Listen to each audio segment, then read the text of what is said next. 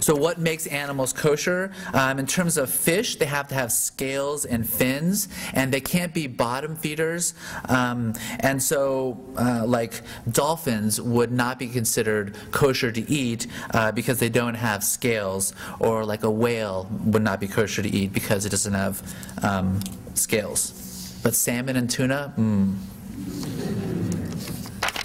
kosher or not kosher to eat? Not kosher, right? Not kosher. No fins. No fins. So it's not that this animal is bad or not healthy. I mean, it would, if you ate this animal, you would still, this fish, you would still be nourished and you still receive sustenance. It's just that, ritually speaking, it's unfit to eat. Okay. In terms of animals, animals have to chew their cud and have split hooves. Those are the two main qualities. So in terms of pork, you think about pigs. Do pigs have split hooves?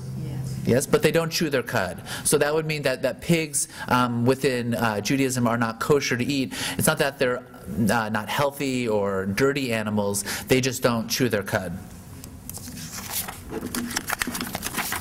So chewing your cud, I mean, we won't go into too many details, but basically swallowing the food, bringing it back up, chewing a little more, going back down. Pig legs, pig feet. Okay, so you can see how the pig does have the split hooves, right? And why aren't pigs allowed to be eaten in Judaism? They don't chew their cud. Yeah, they don't chew their cud. Thank you. Perfect. Split hoof is just basically two separate categories of the foot. And it's not that, like with the horse, you'll have the one hoof. You can see how the toe goes all the way up. Are ducks kosher to eat? Well, yeah, right. So you might say no because, well, they don't have split hooves. Ducks are a bird, and the only requirement for birds is that they cannot be birds of prey. So unless it's a really angry bird, ducks are kosher to eat.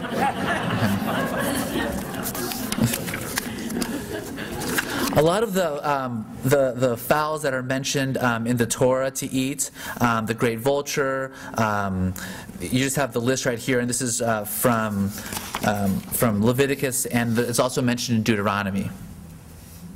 So no birds of prey.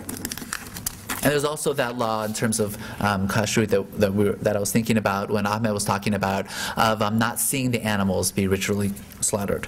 The two verses in Torah in the Hebrew Bible that mention kashrut, Leviticus chapter 11, 13 through 19, and Deuteronomy chapter 14, 11 through 18 are the two verses that primarily focus in on keeping kosher. So in addition to the pots and pans and the different animals that are kosher and unkosher to eat, we also have a way of ritually slaughtering animals. There's a blessing that we would say, and the idea with the ritual slaughtering is that we're trying to slaughter the animal in a humane way, as humanely as possible. And there's also the correlation with blood and no drinking blood, no eating blood. In terms of what part of the animal, of the mammal is okay to eat, it would be the first half on the left. And the knife that is used to ritually slaughter has to be completely straight. It can't have any blemishes on it. So it's one clean cut, just like halal, at the two jugular veins, and it can't go all the way to the spine. So it's very similar in that way. Don Isaac Abravel, this is a scholar and statesman, 1437, 1508, and I just wanted to bring in a quote from him.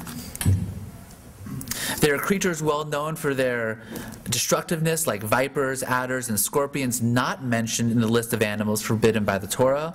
All this merely teaches us is that the divine law did not come to take the place of a medical handbook. And so you might have animals who aren't mentioned in the Torah. There are things that are mentioned in the Hebrew Bible that span throughout all history, and things that are specific to that time period.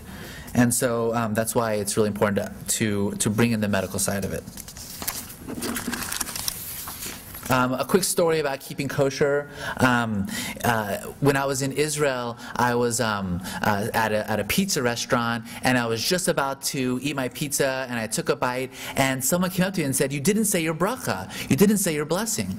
And there's also this aspect of saying blessings before we eat as a way to give thanks and appreciate. And so this was like kind of someone stepping on my feet and saying, "You need to say your blessings." And so I just wanted to bring this slide in there because it's a discussion, and it's an open process. Whether or not someone keeps kosher or whether they do keep kosher doesn't make them Jewish or not Jewish.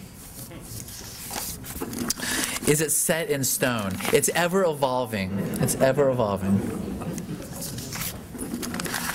Keeping kosher is all about family, tradition, and community. We have 4 generations right here, and they all keep kosher. I mean, regardless of whether or not they keep kosher, but it's about bringing people together and working together as a family. So like I said before, your kitchen at home might have 2 sinks, you might have 1 sink. You might have 2 kitchens, you might have 1 kitchen. And there's a way to work around the kitchen that you have.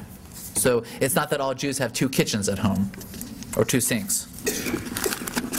Pre-packaged food, in order to be kosher, has to have a hechsher. And this is just a variety of hechshers that I found online, but there are hundreds of hechshers, and basically it's not that the rabbi or the rabbinic authority has blessed the food, it's just that that rabbi or the rabbinic authority has seen what is the process of making the food, what else is made at that plant. So if you're eating chips, are there pork rinds made at that same plant? And next time you're at the grocery store, you might check out one of the aisles and see, what food is kosher and what food isn't kosher.